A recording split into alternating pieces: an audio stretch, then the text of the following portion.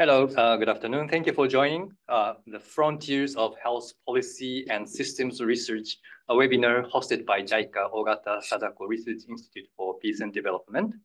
And my name is Iko Takizawa. I'm the Principal Research Fellow at the Institute, and I'm serving as the moderator today. So we are super excited that more than 370 people registered. Of course, over the years, we have developed a habit of register anyway and decide later. So that is okay. We will stream the recording later. And please check the housekeeping announcements in the chat box first. Yes, please. The year 2024. Will be a special year with regard to health policy and systems research.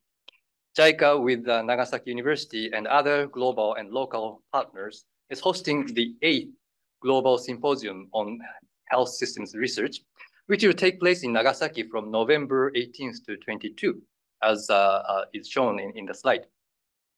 And Japan, in recent years, is playing a very instrumental role in shaping global health agenda. One prominent example is G7 summit in Hiroshima last year, where leaders of the countries agreed on promoting universal health coverage, or UHC, pandemic preparedness, prevention preparedness and response, or PPR, and innovation, which was in accordance with Japan's global health strategy released in 2022. And Japan is actively engaged in global health diplomacy in other platforms like G20, UN General Assembly and its high-level meetings, and World Health Assembly. Yet, in spite of those diplomatic efforts, Japan's contribution in generation of evidence and policy recommendations are relevant for global health challenges through research and analytic works, particularly through HPSR, is limited, or I should say there is much room for growth. So, but I believe it has great potential to offer to the global community. So I hope today's presenters can underwrite my conviction. And we are honored to have two excellent speakers with us today. First, Dr. Kumanan Rasanathan.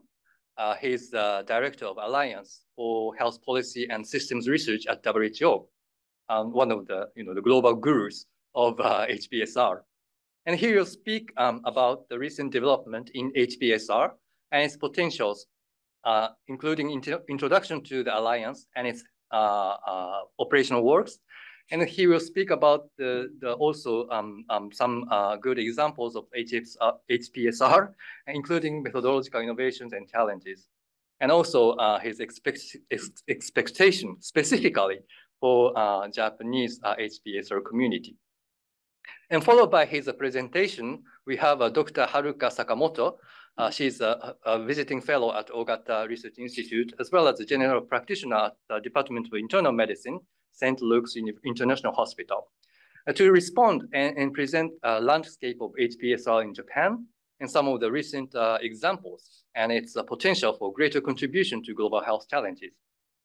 And following the presentations, we are hoping to have some time for question and answer. So thank you very much for your active engagement. So without much ado, I would like to invite Kumanan for his presentation. So mic is yours.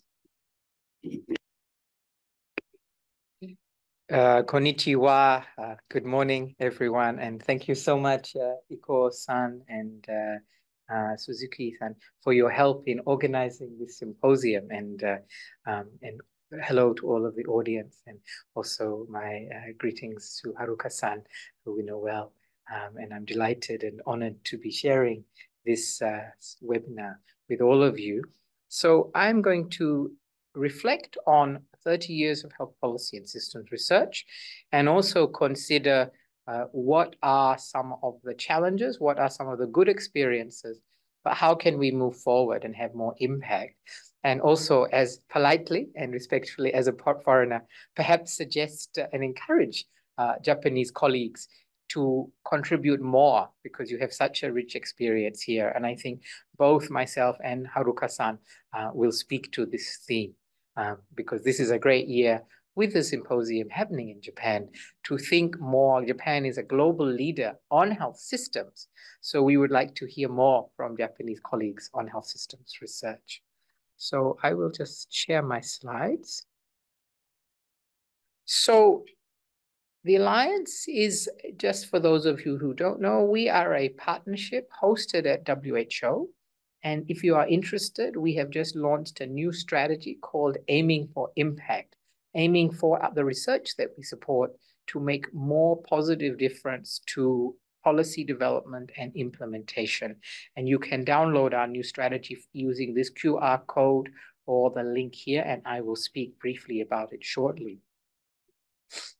So today in my presentation, I'm going to speak for about 25 to 30 minutes, and I will speak on, as I said, reflecting on the last 30 years of health policy and systems research, but also thinking on our methodologies, the way we do research, how might we better contribute? Because of course, we are in this current moment dealing in the world and in countries with many crises.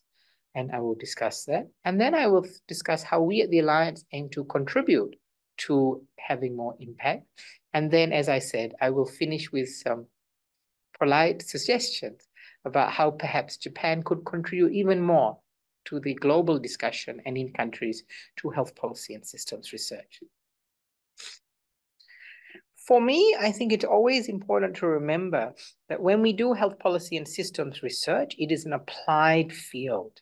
So yes, it is good to have new concepts and innovations and theory, but really ours is an applied field. Ours is a field trying to understand how we can better ensure that health policies and interventions improve people's health, improve equity. And so here are a couple of photos that reflect my inspiration for our work. On the left, you see a female community health volunteer from Nepal in Humla province, in far western Nepal, in the Himalayas, over 3,000 meters, where the only way to get around is by hiking and walking. And this is a woman who is presenting with data that she has to a parliamentarian many years ago when I used to work for UNICEF about their needs. And so people know their needs.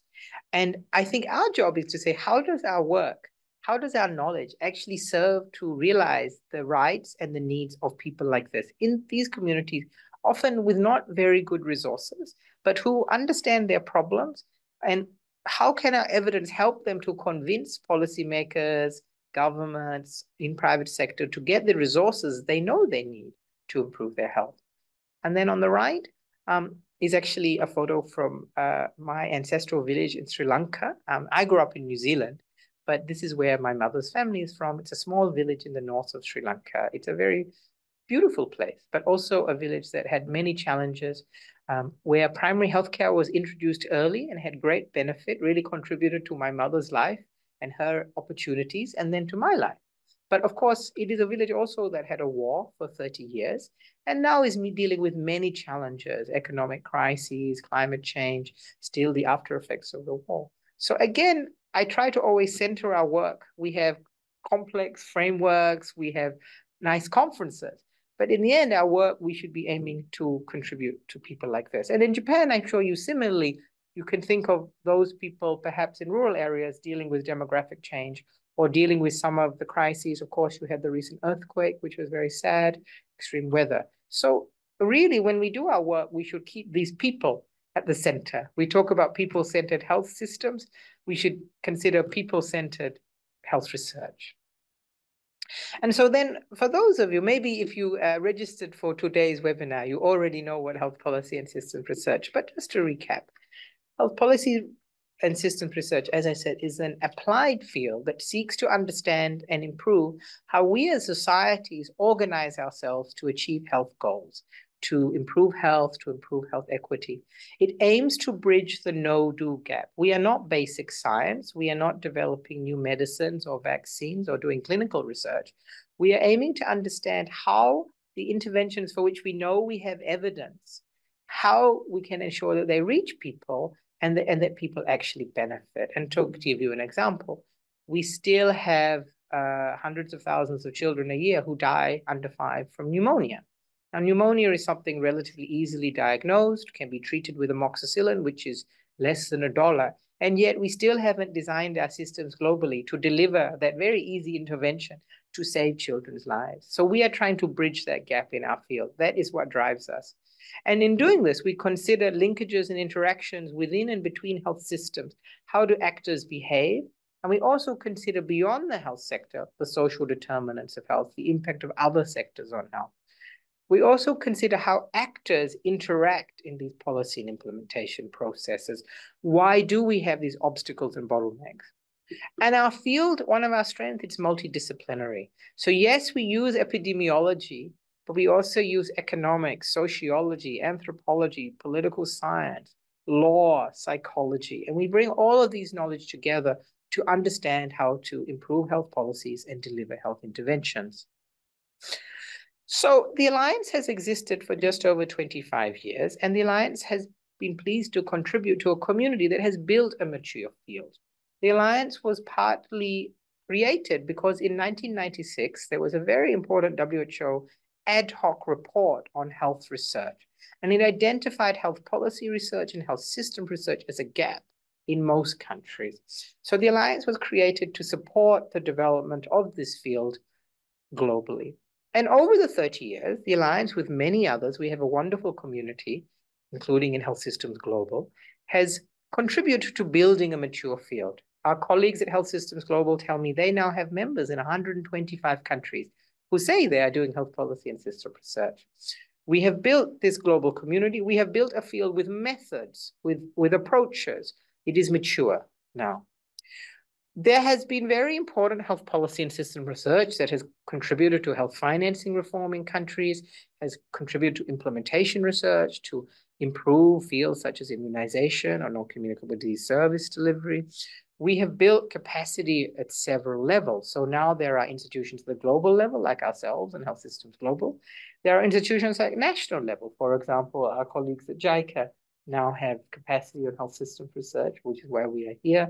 You have many sort of colleagues in Japan. You have people like Haruka-san and many of you, I hope, online who are able to do this work. And we see that in many countries.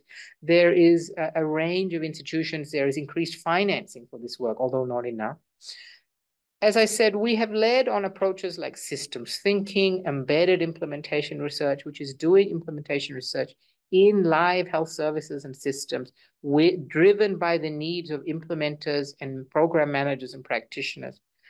Traditionally, our field has been within the health system building blocks like financing or service delivery. But now we are also working across society to deal with issues like pandemic preparedness or climate change. And at the bottom here, you can see some of the key publications that my predecessors at the Alliance have generated, which have been quite influential. So both the Alliance and the field has achieved a lot over the last 30 years. But I don't think we should be complacent or satisfied with those achievements because there are many gaps. And I believe, and the Alliance believes, there is much more that our field can contribute. And despite the successes, we should not be satisfied with the real world impact that we have. We think we have a lot of innovative approaches, but still most people don't know what health policy and systems research is, and it is underutilized and underfunded. And so whilst we have created a lot of knowledge, we haven't necessarily seen the impact of that knowledge. As I said, the field still lacks visibility, understanding, and investment. In most low-income countries, this field is dependent on external financing. Even in Japan, I suspect that the relative investment in health policy and systems research is lower than other forms of health research. Moreover, we live in a world where people continue to highlight the importance of a health systems approach. Japan has been a real leader at successive G7s or even going back to G8s 20 years ago in saying that health systems are very important in global health efforts. And yet we know that health system struggles to get investment. And even when we have major failures, such as the West Africa Ebola epidemic or the COVID-19 pandemic, this has not led to greater investment. So we need to consider why. I think one area that we have also not paid enough attention to, we have often say out that this is very complex. It's often qualitative in the way we discuss things. And we have often thought that quantitative approaches are too simplistic. But the reality is for policy, we need quantitative numbers. And so we should consider how we can make use of quantitative approaches. Many people do, but make more use of quantitative approaches, produce numerical data and evidence to shift the field. And the Alliance is trying to do some of the work, in considering how to make the case for investments in health system strengthening. I think this is an area we need to do more. Finally, in terms of the methodology, there is still more work to go in considering how we do research. This quotation is from a former Minister of Health. He said, "When I was appointed minister, I thought I was the Minister of Health and therefore responsible for the health of the country health system. But instead, I found that I was the Minister of Health projects run by foreigners." There is more attention to this. We have talked a lot about this. I know JICA thinks about this. How do we do development sustainably? How do we do this in a way that builds the national system, builds the national plan? These were the sort of discussions of the recent Future of Global Health initiative that Japan participated in. And I think we can learn a lot from the countries that have built this capacity. Japan has this capacity to analyze and generate evidence to inform its policy development. Japan is a high-income country, but look at countries like China. I was in China before I came here, Thailand, Mexico, Ghana. Over the last 20 years, they have built institutions and capacity to do that. And they have used health policy and systems research to inform their policy development and implementation. So I think this is what we want to see, more sustainable institutions in more countries like this. And here, perhaps Japan can share its experience over the last 60 years in not just building a strong health system, but building your own capacity to analyze, to generate evidence, to inform your policy making. And I know that Japan is keen to do that, and we look forward to the new UHC Center that Minister Takemi and the Minister of Finance announced at the World Bank's spring meeting, which will be a major contribution of Japan to knowledge around how to move forward on universal health coverage. So if that is where the field is at, I think it is important to realize that it is not the 1990s when this effort started. We live in an era of rapid change and many interlinked crises. People have used the word like polycrisis. And this affects countries of all income levels, and you know this well. So we have linked crises around the climate crisis, but here in extreme weather events, of course, in Japan, you have the continuing risk of earthquakes, which have been so devastating. Many other countries have those challenges, and they intersect. Sadly, we are in a period with more wars. We still have the ongoing impacts, social and economic impacts, even if the infectious disease impact has lessened of COVID. And we know that there are more emerging infectious diseases. We are watching closely what is happening in the US with H5N1 in cows and in milk. And then we have a challenge of fiscal space, of economic inequality, of polarized societies. And even very cohesive societies like Japan, are having to deal with these challenges more. So all of these link. The result of these challenges is that when we look at the data, we are far off track as the world to achieve the Sustainable Development Goals that all countries adopted in 2015. We are more than halfway towards the SDG target timeline of 2030, but we are not halfway towards the target. So we need to think how we can address these crises to get back on track. And we need to think then, what is the contribution of health policy and systems research? It cannot only to create papers in journals. They are a means, not an end. What is our contribution to addressing these crises, which I think we have tools to contribute? We focus on governance. We are interdisciplinary. We focus on collaboration between sectors. These are key tools that need to be used to address these crises. We saw, for example, in COVID, how the health sector was not sufficient. The Prime Minister or the Minister of Finance was as important or more important than the Minister of Health in responding to COVID and preparing for pandemics. So I think our field has much to contribute. And so we should aim and be more ambitious to have more impact. As I said, the world is changing. In Japan, I don't even need to tell you this. The world is getting older, the population pyramid. But it's not only Japan. Countries like China, like Sri Lanka, many other countries, fertility rates in India are now at replacement or just below. So the journey that Japan is far ahead in terms of having a much older population and less young people. The whole world is enacting on this. We know about climate change, that both the world is warming and then the cost of renewable energy has decreased a lot, but not fast enough. We are not moving fast enough to decarbonize to respond to climate change and to arrest it. But this has huge opportunities. Decarbonization is a disruptive force that affects health systems and health. As I said, disease outbreaks are now increasing for many reasons. The world, it's much more now the burden of disease is non-communicable diseases. You know this in Japan, but this is offered in most countries as a whole in our efforts towards universal health coverage. As I said, after a period in the 1990s, Ikuo-san, when we were younger, conflicts, we were lucky. Conflicts were reducing. The world was coming closer together. Sadly, in the last 10 or 15 years, you can see here, conflicts are rising, and it's very clear. You just have to read the news every day. We know how challenging it is. We must remember that the worst health outcomes are in peoples who face situations of chronic conflict. So we need to think, how are health systems responding to this? There is not, for many countries, it is not like that we have a peacetime and crisis. They're essentially in a state of permanent crisis, and health systems need to adapt to this. And then, of course, as you know, more people now live in cities, more than half the world's population. That happened a long time ago in Japan, but the whole world is going forward. And then we have the workforce crisis. We still have not enough health workers. You are relatively good in Japan, but challenged for enough workers for social care, particularly for older people. We see that in many countries. And it is very unequal. And after COVID, we see many countries recruiting from low and middle income countries to restock their own health systems, which creates more inequities. So we need to think how to deal with this. And then digitalization and artificial intelligence. It's very exciting. I think we are reading a critical mass of the technology, which is very disruptive. This slide shows that if you look at ChatGPT, GPT 3.5, GPT-4, and humans, their success in the US board examinations for medical graduates in different fields. 3 features I want to highlight. One, firstly, the variability in humans is much greater than GPT. Secondly, already GPT-4 is as good or better in exam performance. Exam performance is not necessarily physician performance, but it's one indicator, is already better than the humans, or as good. But most important, look at the rate of improvement between GPT 3.5 and GPT-4. Look at that incredible improvement in less than a year.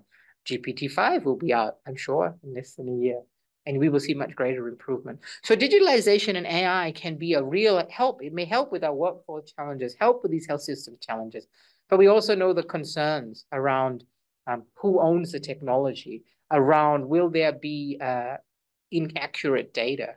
So this will need a systems approach. And again, our field needs to contribute so that digitalization AI actually improves health service delivery, is more equitable, and does not make things worse. Because technology by itself, we know, often does not diffuse quickly to the worst off, or it can increase inequities. And this is where I think we have a contribution. So I think our field can do much more. I think you in Japan, you have gone through these trends much earlier. You have become aging earlier. You have urbanized earlier. You have a very strong technology industry. So I think this is where our field can really contribute a lot to get the world back on track in this era of crises. In particular, though, then we need to change the way we do research, and we need to have more attention to our impact and timeliness. We need to challenge solve the challenge of interdisciplinarity, which we say we are very good at. And we need to digitalize ourselves. Digitalization needs to change the way we do research ourselves. Often in our field, we are very good at analyzing beyond ourselves, but we don't put the lens to our own practice, right? So we need to aim more for impact, which is the title of our strategy. And what that means is we are a field that thinks of political economy, of interests, of institutions, of ideas, and how they interact. We have things like the policy triangle that Professor Jill Walt and Professor Lucy Gilson, giants in our field, developed many years ago. So we know that knowledge is not neutral. It acts in a political space, and we need to think about the context and the content and the process. Our Thai friends have this concept of the triangle that moves the mountain, which says that to create change, yes, you need the knowledge, but you also need the leadership, the political leadership, the decision makers. And you also need the people. You need the community who know what they want, the social mobilization. And change happens when these three corners of the triangle come together. So we are only one corner of the triangle. And if we are not engaging more with the policymakers, the implementers, the communities, our work will not have impact. So we need to think about how that can happen. We need to think about the policy cycle. Is our work aligned to the grant cycle, or is it really aligned to the policy cycle or the budget cycle? If a country has done its 2-year or 5-year national strategy, but our research, we only finish with our grant 6 months after the national strategy is finished, are we going to be impactful? Now, this is a challenge for us because our own incentives and interests are not aligned. Often in academia, you are recognized for publications or for grants in high impact factor journals. You are not necessarily recognized for your impact, or do you create the policy brief, or are you actually going back to the community? So we in academia also has a role to play to change this. Journals have a role to play. We did a very good panel on implementation research where we were honored to have Dr. Richard Horton, editor of the Lancet, to speak. And he also acknowledged and said that they, the Lancet, are thinking, how can they shift this? Because of course, journal publication is one of those interests that sometimes is misaligned. So we need to intentionally aim for impact in all aspects of the way we do research, including our methodologies. We need to take seriously this interdisciplinarity, because it is one of our real strengths, and go beyond epidemiology. Epidemiology is important, but it is only one science. But even in academic institutions, often we are quite siloed, and we do not make these connections between different types of work, between quantitative and qualitative, between the clinical sciences and the applied sciences, the analytical sciences and social sciences. We should really realize the potential of our field to do this better. And then, as I said, digitalization has many concerns around hallucination and false information, misinformation. But digitalization also offers to make some of these processes better. In Japan, historically, the language has been a challenge to communicate globally. But now you can put something into ChatGPT and say, write a policy brief of 1 page in English designed for global policymakers. It does quite a good job. You have to check it. But this will become easier and easier. We can automate some aspects of the research process itself. For example, systematic reviews, or some of our sort of processes which are very labor intensive. AI will become more useful. Now we need to be very careful. If the world can go from a new organism to a vaccine delivered at scale in 11 months, we should think how we can be much more responsive to policymakers with our research. Because as many of you who will know, ministers, when they have a question, they want the answer yesterday. They don't want to wait 18 months or 24 months for us to do research. So we should think again how we can use digitalization, but also influence digitalization to be more equitable. So finally then, how are we going to contribute? As I said, we have a new strategy, and I don't want to spend too much time on this. I invite you, if you have time, to look at our new strategy. But one things I would like to say, we have identified 5 focus areas for our work. One is our traditional work on universal health coverage through primary healthcare, but also reflecting my presentation, digital transformation, primary prevention of non-communicable diseases, the role of health systems in the climate crisis, and emergency preparedness and response, and how we can take a systems approach. I think many of us have learned this over our experience during COVID, how important that is. We will continue to generate and support the generation of new knowledge in countries by providing funding and technical support. We will continue to do capacity strengthening, but with more of an institutional focus. And we want to work with partners like JICA as we do this, and many of the other bilateral partners and the multilateral partners. Countries need strong institutions. Japan built strong institutions, which really explains much of your success. And so we need to think how we can be helpful. Countries advance because of their own people. Japan did not advance because of foreign assistance, but Japan was able to use foreign ideas, share experiences. And so that's what we want to support. And then we want to continue, like I'm doing today, advocating for how the field is useful, how it can address national and global health challenges, and therefore how it can attract more investment. And so some example of our current new work, we're doing some new work on a systems approach to vaccine uptake, looking at the different circumstances for vaccine uptake in a problem of misinformation and disinformation. the traditional childhood vaccines, new vaccines for malaria and potentially tuberculosis, adolescent vaccines like HPV, and then adult vaccines like the COVID and the flu vaccines. We have a strong portfolio on health taxes. I'm delighted that my colleague Haruka-san will talk a little bit more about our work that we've just started, which Japan is involved with on national public health agencies and their governance. It's very exciting. And then because of the sadness of how much of the world is in a conflict situation, we're doing some new work on service delivery in humanitarian settings. So finally, the real discussion I would like to have is encourage you. I think Japan can contribute much more globally to health policy and systems research. You have already contributed so much on health systems, but we do not know so much in the rest of the world about Japan. For example, your history from the 1960s of building a wonderful health system, the way you respond to crises like Fukushima or the recent earthquake or COVID. You have this great example about what you did with your primary care centers. As Haruka-san knows, we have been trying to encourage colleagues to see where we can get an experience of that. But also sharing lessons, as I said, on the way you have incorporated evidence generation and use into your own decision-making. There is a lot for other countries to learn in. And then in your history of building institutions, as I said, I think these are my 3 respectful suggestions. We would love to hear more from Japan. And this year, there's no better year than this year. We are so happy and grateful that Japan and Nagasaki and JICA will host this 8th symposium. So we hope to hear a lot from you in the lead up to Nagasaki, during the symposium, and afterwards. And we at the Alliance, I'm very grateful that I have got to know Japan reasonably well. We have many friends here, and we hope to build these friendships and partnerships so that Japan is not just a leader in global health systems, which it is, but is also seen as a leader in global health policy systems research.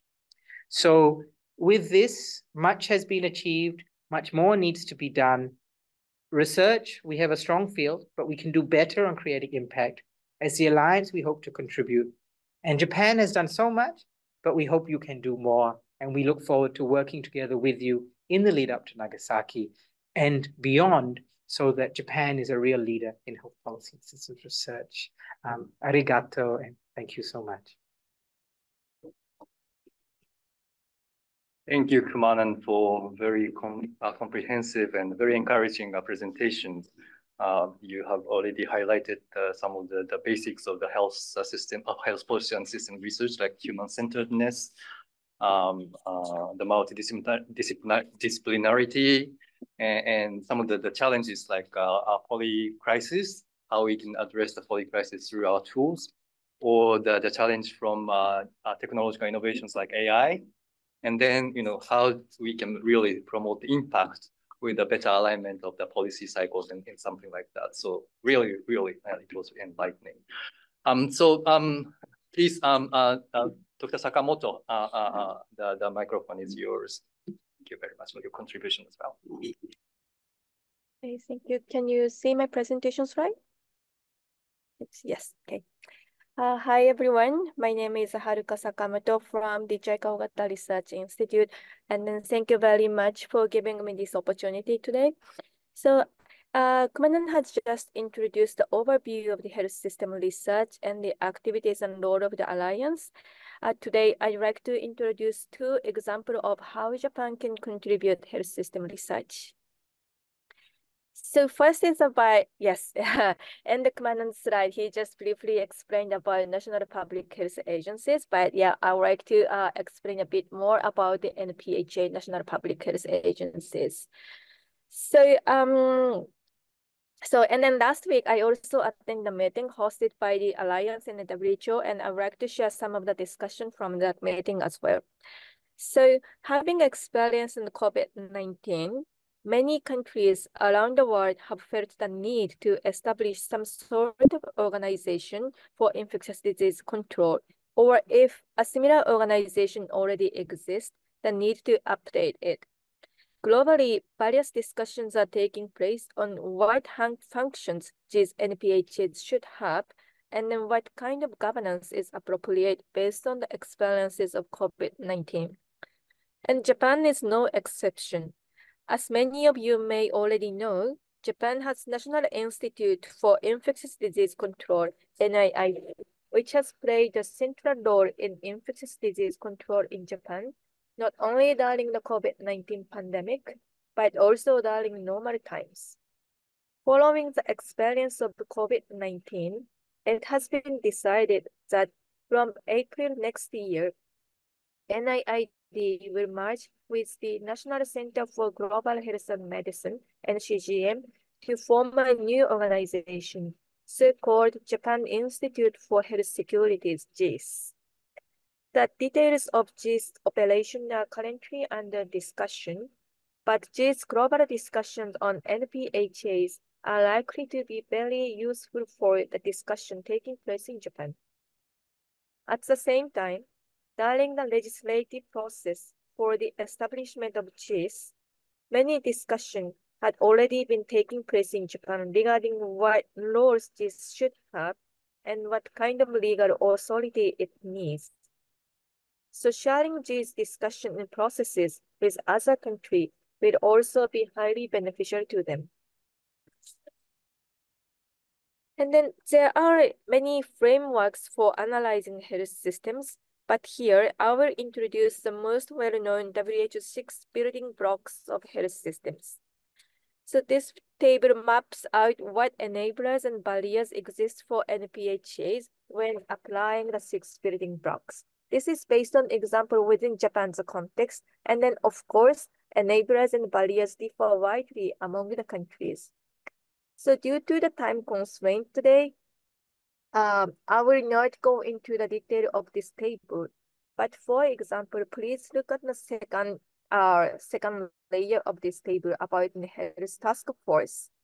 So, the public health nurses in Japan play a central role in infectious control within the community during normal times, and then they have the skills for surveillance and contact tracing, and then several other key skills for infectious control, as well as they have a very strong and good relationship within the stakeholders in the community, which is a major asset considering the NPHAs. On the other hand, the budget for public health centers has been decreasing year by year, and then there is a serious shortage of public health nurses. Especially during the COVID-19, the workload of public health nurses became very heavy, highlighting the importance of managing their mental health and then overall well-being. So when conducting actual health policy research in Japan, the typical way is we would conduct interviews with people involved with the NPHAs, such as NIID, public health nurses, other public health centers officials, and the Ministry of Health staffs in Japan, and then review relevant literature and report news article, and then combine these with the quantitative surveys as much as possible. And then covering all 6 building blocks for NPHA would be very challenging for some time or some organization. So focusing on and developing deeper into just a few of them could still provide valuable insight. So today I briefly explained about the human resource aspect, but the role of the staff in NIID and JIS, or connectionship with the those NPH staff within the local government or MOH, assessing and summarizing those health workforce could provide a significant insight for the other countries. And then furthermore, as I mentioned earlier, Japan passed a legislation for the establishment of JIS, Japan Institute for the Health Securities. And then establishing or improving an organization like NPHAs usually requires a legal foundation. And then reviewing the kind of legislation and legal authorities Japan created for the establishment of JIS, and the discussions that took place during the legislative process can also serve as a valuable case study for Japan. I hope this gives you some understanding of the many research possibilities related to organization needed for infectious disease control, such as NPHAs. Yes, again, so considering national public health agencies, importance of the national public health agencies has been increasing since after the COVID-19. And then many countries are looking for any good lessons or examples that already having such kind of organization like Japan. So assessing what kind of discussions or debate happening in Japan when creating the JIS Japan Institute for the Health Securities could have the very useful and valuable lessons for the other countries. And then let me introduce another specific example. This is from a study conducted in the 2018, which is a bit old studies, but it summarizes Japan's contribution to the global health agenda when Japan hosted the G7 Hiroshima summit in 2016. This study leans more towards political science, and there are various analytical frameworks in this field. But here I will introduce Jeremy Schiffman's framework, which is also commonly used in the global health. So there are various issues and organizations around the world, and some of which attract high political interest and funding, while others do not, despite a high disease burden. And then Schiffman's frameworks created to analyze the factors behind these differences. So around the time of 2016 G7 Hiroshima summit, Japan promoted the concept of the universal health coverage, or UHC. And then UHC successfully attracted high political interest, at least before the COVID-19. And then this study analyzes and summarizes how Japanese government contribute to this success. So again, due to time constraint, I will not go into detail of this table, but the study covers the presence of effective leadership, the political and policy environment surrounding UHC at that time, and then framing strategies are some of the key aspects of the UHC, and then summarizes how the Japanese government contribute to building momentum for the UHC. So while this is the example for the global health, but this framework can also be applied to the domestic health issues and health system challenges, providing useful insight for developing strategies to promote specific health issues within each countries. So in summary, I have introduced the two specific examples of how Japan can contribute in health system research by using NPHS and Japan's UHC strategies. So in Japan, there are some academic societies related to health policies, and then recently, there are so many public health graduate schools have been established one after another, in addition to the medical schools nationwide, providing more opportunities to learn about health policy and health system research here in Japan.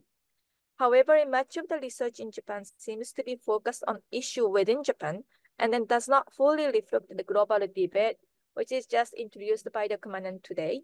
And then there is a sense that it is research by the Japanese people for the Japanese people. Of course, it is very important, but this is a kind of the very close community among the Japanese people, and then dealing with only Japanese domestic issues, and does not really, not always, but does not fully reflect the global debate or global conditions or global surroundings. So Japan has, yes, and then also this is pointed out by the commander's presentation slide, but Japan has a long history in the healthcare system, including the infectious disease control, health promotion, and universal insurance system, with many success and then of course lessons and challenges. And then there's an expectation from other countries for Japan to share these experiences has been increasing. So moving forward, it is increasingly important not only to just disseminate Japan's experiences, but also to conduct research with a perspective on how these Japan's experiences can be applied in the context of other countries, including low and middle income countries. Because yes, our healthcare system, most of our healthcare system is rooted in the more than 70s and 18 years ago. At that time, Japan was not in high-income countries. And then so then going back to the history and then the analyzing the lessons in the past could be also useful lessons, not only to the high-income countries, but in globally. Yes, so thank you very much. This is the end of my presentation slide, and I hope I hope to meet all of you at the conference in Nagasaki this November. Thank you. Thank you very much, Haruka-san, for excellent presentation and also keeping time. I'm really sorry to allocate so little time for your presentation, but you did an excellent job keeping time as well. And also you highlighted something like the process of establishing a JIS, Japan Institute for Health Security, can be a source or target of health systems and policy research for maybe relevant for other countries to learn and share. And I think it might resonate well with what JICA does in our operations, because our approach is always to strengthen the local institutions and invest in their capacity development. So I think we can learn from our own experience in Japan as real-time lessons. So we have like 15 minutes left. So I want to use this time as interactive time for question and answers. And we have collected some questions prior to the seminar through the registration process. So I'd like to pose maybe 2 questions to Kumanan and 1 question to Haruka-san. So the first 2 questions to Kumanan is there is because many of them the participants are actually health policy and system researchers themselves. They are interested to learn more about methodologies. Like if you have like some innovations in methodologies in doing HS health policy and systems research, it might be helpful for them to learn. Or some of the methodological challenge, or you have already shared with us some of the challenges that it has, but if you can share some light on that. And also there's some specific question about how the health policy and system research is contributing to the climate change discourse. So if you have something ongoing with the climate change or planetary, because the HSR 2024, the bigger theme is the planetary health. So you have something around the climate change, please share with us. And then the question for Haruka-san is that some of them, particularly the participants from outside Japan, is interested in finding Japanese partners to engage in the health policy and systems research. So if you have any suggestions how to, find a good Japanese partners, it might be helpful. So those are the questions. So maybe Kumanan. So yes, I hope people can hear me. I press the microphone. So thank you for those questions. And thank you, Haruka-san, for this very good presentation. It was very complimentary. And I think your perspective on how Japan might contribute more was very, very precise and eloquent. So thank you for that, and strongly agree. So I think on the innovations, I've talked about the challenges. So I think I'll talk more on the innovations. I do think that we need to engage more with the quantitative space. And people often feel, oh, it's very simplistic, the models don't describe reality. But the absence of us engaging in that space is part of the reason why we are struggling sometimes to get more investment in health system strengthening or the field. And so I think the mixed methods, which some people do, but I think we should consider how we can do that better. And we're actually just starting some work at the moment, supported by the Gates Foundation, looking at in countries, what is the knowledge ecosystem to model the impact of health system strengthening? And we often say, oh, there's not enough data. But we can think about innovative approaches to quantify impact. And I think we really need to engage with that. Otherwise, people will continue not to know so much about our field or not use our field in the way we could. I think that's one major one. And then I think the other innovation is for us to contribute around digitalization. Really tackle it head on. I think people often are skeptical of digitalization. Digitalization over the last 30 years has not reconfigured the way we deliver healthcare. I mean, we use computers, but the model of delivering healthcare stays the same. I think, the way we get care now is similar to still the way you and I when we were kids, or even our parents. It's better quality, there's more technology, but the actual model of care. And given the workplace challenges, given the crisis we've faced, given the need for more social care, I think the digitalization could really make a big contribution. But to do that, we need to be really in the middle with innovative approaches, considering how digitalization can be systematized. And that's a real challenge. I mean, I was recently in South India. On the one hand, I saw very good use of technology. On the other hand, I saw the community workers had 23 apps, right? And so we are systems people. The third thing I think is that really to show how systems thinking makes a difference. A lot of people go, okay, systems thinking, and my colleague Ako Kwame is leading on this and really tackling this challenge. They say, yes, that describes the world but how do we practically make a difference with that? It's too complicated. It's too hard to explain to people. So I think we need to simplify in a usable way without losing our understanding of nuance and complexity some of these approaches we have, like systems thinking. And then on climate change, well, I'm pleased to say my colleague, Robert Martin, who many of you know, leads our work on climate change. And we will have an organized session in Nagasaki and also a satellite session. So I encourage you to join if you're interested in learning more what the Alliance is doing on climate change. We have a number of countries that we've worked with. And we really, as I say, look at three aspects. One is, how do health systems build the adaptation capacity and the resilience to respond to the increased systemic risks, changing burden of disease, disruption of health services because of climate change and extreme weather events? And then secondly, how does the health sector work better to make the change for realizing so-called co-benefits, right? We know that if we reduce fossil fuel emissions, we get less air pollution. That has huge implications and improvements of respiratory disease. We know if we build urban centers and move people to more use of walking and public transport, that is very good for non-communicable diseases and reduces emission. Where does that argument work? Where it doesn't work? So we're doing a lot of work on that. And then also with our colleagues, and we work closely with the WHO colleagues on climate change, of course, thinking about the health sector's role itself in decarbonization. But that's less of it. More, it's how does the health sector itself respond for its own system? And then how does it contribute to understanding how health benefit can mobilize mitigation and adaptation efforts. Thank you very much, Commander, for excellent the response. And so we have a good reason to come to Nagasaki to learn more about the health policy system research and climate change. So Haruka-san, please.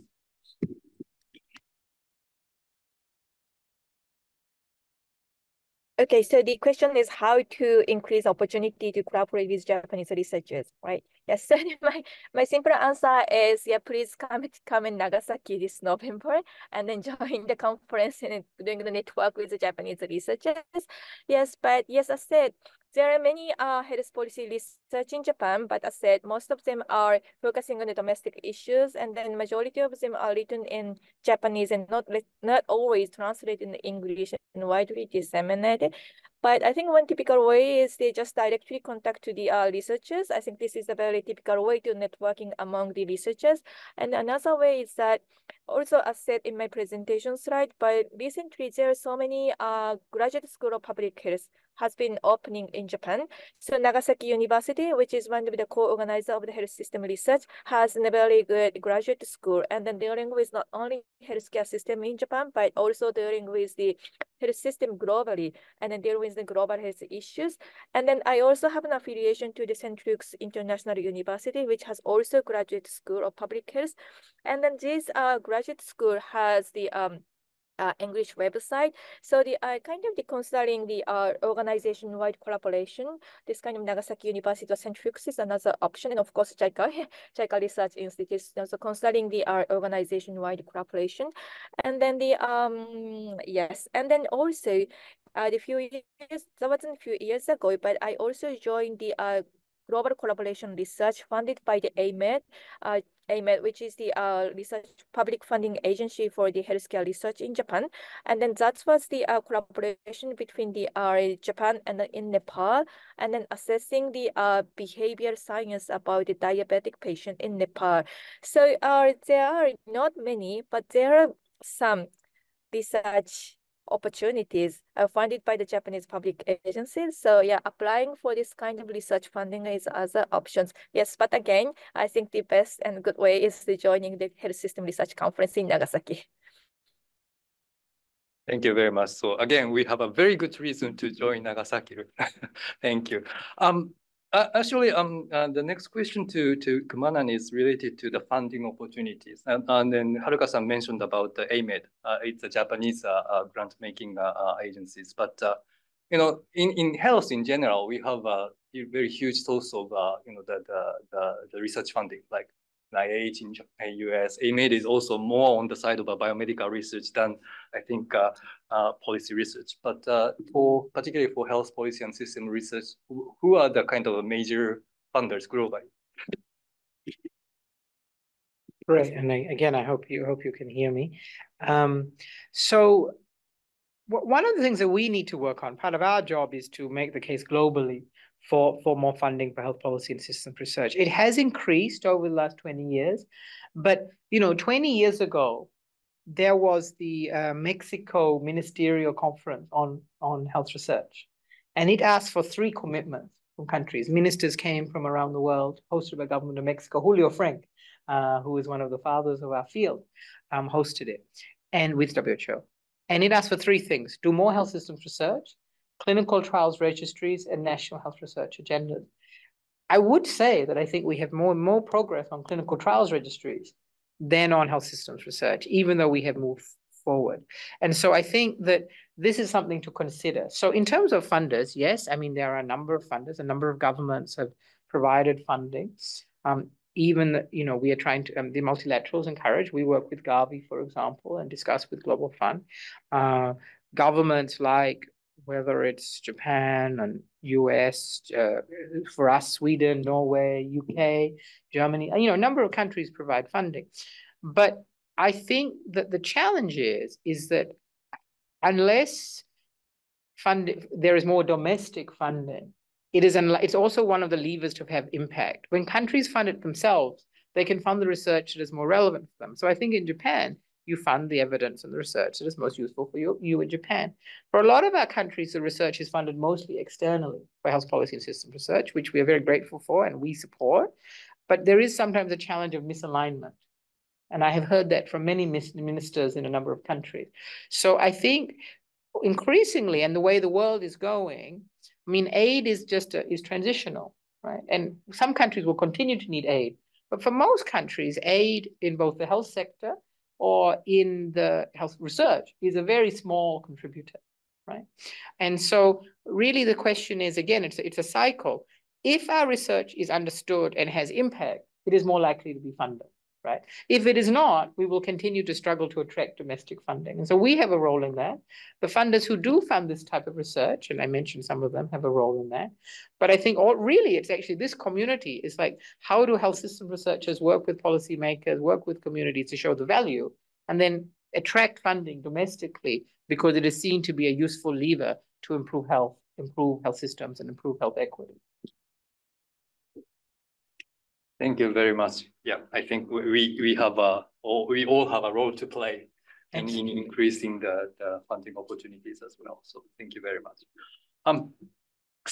There are several questions specifically addressed to JICA, and then I want to respond to that.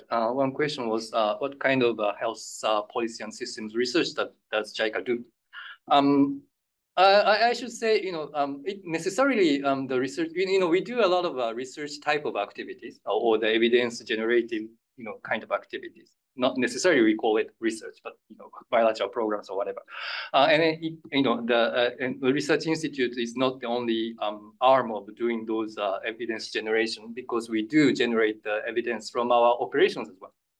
So one of the example is probably with a recent example is the case of Senegal, where we supported significantly in promoting their universal health coverage, particularly the coverage of insurance schemes, like community-based health insurance, and also, of course, the service delivery as well. And then, we wanted to see the impact of our investment. And then we collaborated with, of course, the Senegalese government and universal health agencies, together with the Japanese universities, Hitotsubashi University in particular, to see, how, our joint investment really made an impact or difference in terms of financial contribution or burden of the people. So we do those kind of evidence generation for our operation purpose, as well as informing the policy makers and decision makers in our partner countries as well. But I think we need to do more. So we are expecting to have a more active partnership with WHO and other partners globally, as well as the Japanese institutions. And I think the time is always against us, and we have to wrap up the session, unfortunately. But I hope you to have a continued engagement with health policy and system research. And I want to thank once again for the 2 excellent speakers today, as well as active participation of the audience. And we are hoping to energize the HPSR community in Japan and elsewhere in the world towards HPSR 2024 in Nagasaki this year and even beyond. So please stay tuned and hope to welcome many of you in Nagasaki in November. Thank you very much.